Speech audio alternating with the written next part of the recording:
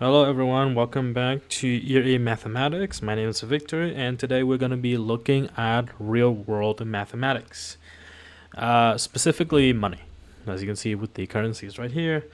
So specifically, we're going to look at how the prices go up with markups and taxes, and how they do go down with discounts. We call this percentage increase and decrease. So let's get into our first example and real world problem right here. Increase $80 by 15%, as you can see right here. Increasing them, yeah. And so I'll go with the first method, method number 1, of course, to show you like how the first method is a little bit slow, and then we'll go into the shortcut method using a multiplier. So let's go with the first method. Is the two-step method.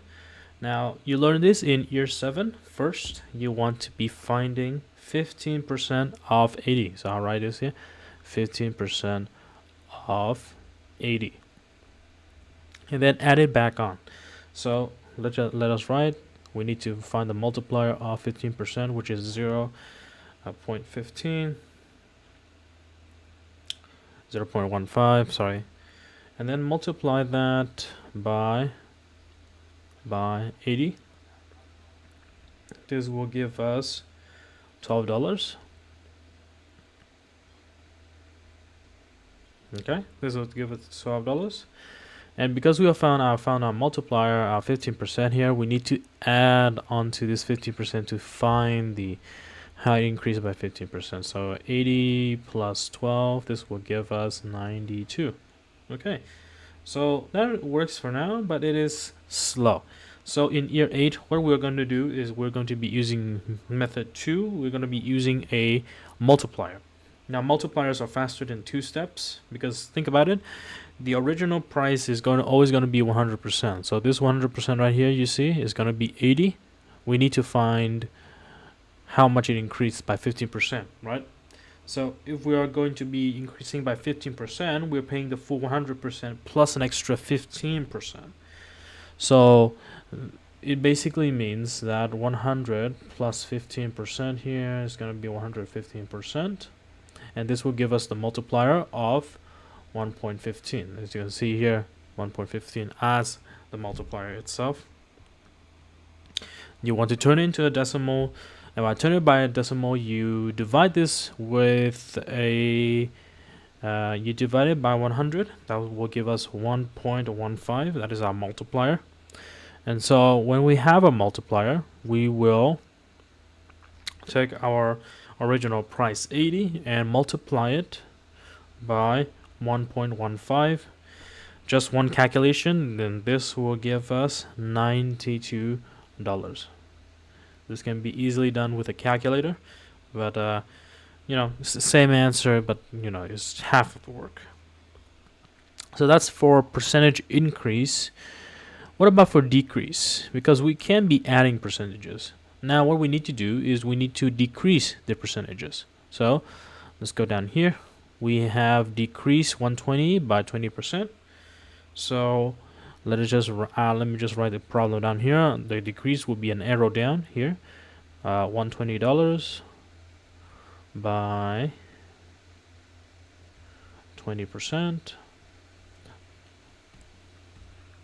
So because it's 20% and the original price is 100%, if we're getting a 20% discount, we're not paying for the full price. We're not paying that 20%. We're actually keeping it. So let me just find the percentage and multiplier here. So we need to look at the 100% always, and then we need to see if it's an increase or decrease by the number here. So it's a decrease, so I subtract 20%. This will be 80%. Now 80% divided by 100, because I want to find the decimal, the multiplier, it equates to 0.8. So that is our current multiplier, 0.8. And then going on to the actual price after the discount, I need to multiply this with the multiplier that I just found. So 120, which is the base original price, multiply this with the multiplier, and I believe that I should get a number or something like $96. And that is done in one step. We're finding the multiplier. Of course, when we are finding multipliers that are faster in 2 steps, we also want to make sure that this answer makes sense within the context itself as well. So let's look at here. A 20% discount is a decent chunk of money. The price dropped from 120 to 96. That's feels about right. If you accidentally added 20% and got to 144, then it should your logic should alarm should go a little bit off, because if we are having a discount and if we are having to pay for more money, then you're getting scammed for some reason.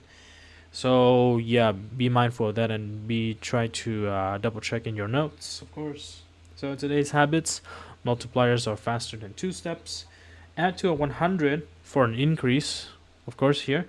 Subtract from a 100 for a decrease, and always check with this multiplier cheat sheet does this answer make sense in the context as well. And thanks for watching, and I'll see you in the next video.